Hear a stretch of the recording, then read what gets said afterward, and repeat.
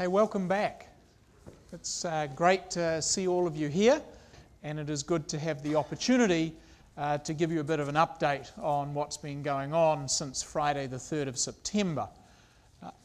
Let me give you a brief outline of what we intend to cover this morning.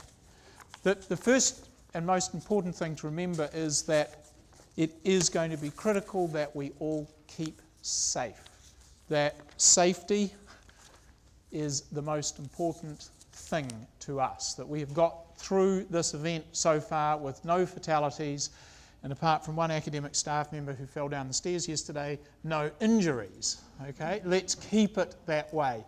The environment that you're coming back into is not the one that you left on Friday the 3rd, or for two students who are in the loft, left at 4:35 a.m. on Saturday morning, right? Let's be really careful as we move around and get back to business as usual. So welcome back, and health and safety matters more than ever. I'll give you a very a quick rundown on the situation, then we're going to talk about health and safety, then we're going to give you an update on program delivery for the remainder of the semester. We're going to talk about learning resources and what there are and where they are. We're going to talk about self-care and a little bit about the Better Than Ever. You're going to hear from your student president, and there's an opportunity particularly to say thanks to those of you who have been involved in some of the clean-up work that's been going on around the city. So, this will be a boring theme, people safe. The people safe story is these buildings have been certified by structural engineer as good for purpose. You will see cracks, you will see plaster that's fallen off, you will see bits of holes in the wall where the concrete once was. The engineers have seen those cracks, the engineers are aware of those holes, the engineers have certified that the buildings are safe, the walkways are safe, the stairwells are safe. And that is the status of all the buildings. They've all got little green tags on them. We did lose some chimneys on Oakover, that's the little house. We did lose the chimneys off the staff club and some of the campus housing. But we suffered no structural failures in any of the buildings. We had no fires. We did have chemical spills in science that needed to be cleaned up. Contrary to public advice and even my comment, nothing escaped that shouldn't escape. So you'll be relieved to know there are no lurking things. And we are now in the phased restart of the university.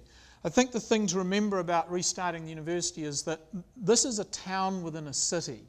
We are the size of Ashburton. We have 87 hectares of campus and over 80 physical structures on that campus. We have nearly 2,500 staff and touching on nearly 20,000 students. So we are a town within the city. We control our own electricity grid on campus. We're responsible for our own freshwater and wastewater to the perimeter of the campus.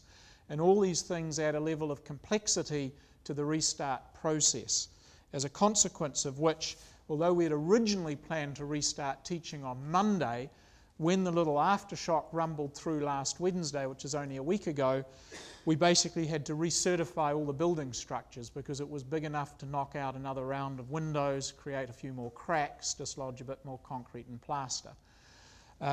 Anyway, that's our problem. We're working to create a learning environment that is safe and program delivery that will ensure that you get the content that you need to complete your course of study this year.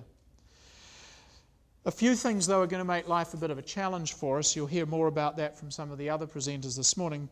But the upper levels, the tower of James Height, will be inaccessible for students for the remainder of this year.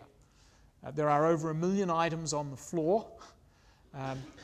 We are unable to reshelve those items and make them accessible.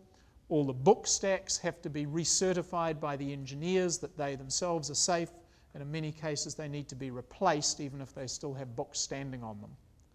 So the James Height Tower is going to be out of action. We are in the process of evaluating and getting back into service level 2, and if we can clear it, level 3, which could be reopened as study spaces. But those are works in progress. And Sue McKnight, Pro Vice-Chancellor of Learning Resources, will provide more details on libraries and access to learning resources. We've moved that student support function from level 7 of the James Hite Library over to UCSA, where those services are now available.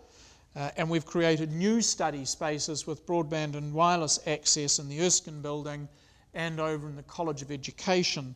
And those spaces will have longer opening hours than you might otherwise have found. Almost every slide begins the same way. Health and safety is paramount. Right? We can use money to replace things. We cannot use money to replace people. You need to look after each other, and you need to be sensible about the environment that is around you. There will be aftershocks. That's a statement of fact. We don't know when, we don't know how many. There is a standard civil defence response to an aftershock that's of sufficient magnitude that you become anxious. It's simple.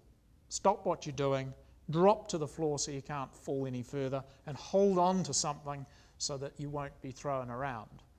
That's actually the safest action. Most modern doorways are not fit for earthquake protection, unfortunately. You need to get under something if you possibly can, and then you need to get out of the building after the quake stops. Simple message, said clearly and simply, applied. There are some contact numbers for you. The emergency number 6111 goes straight to security. The 0800 number is a more generally available off-campus call-in. Take care of yourselves, your friends and your colleagues. It is the most important thing. Different members of our community have experienced this earthquake differently. Some members of our staff and some of you will have had significant property damage and loss. Sometimes it's of things of high commercial value, sometimes it's things of high educational value, sometimes it's things of high sentimental value. And different people have been affected differently at home and at work. So those of you who weren't in Christchurch when this thing rumbled through, good call. Right? Those of you who were here and have had a range of experiences, you'll find your colleagues have got a range of experiences as well.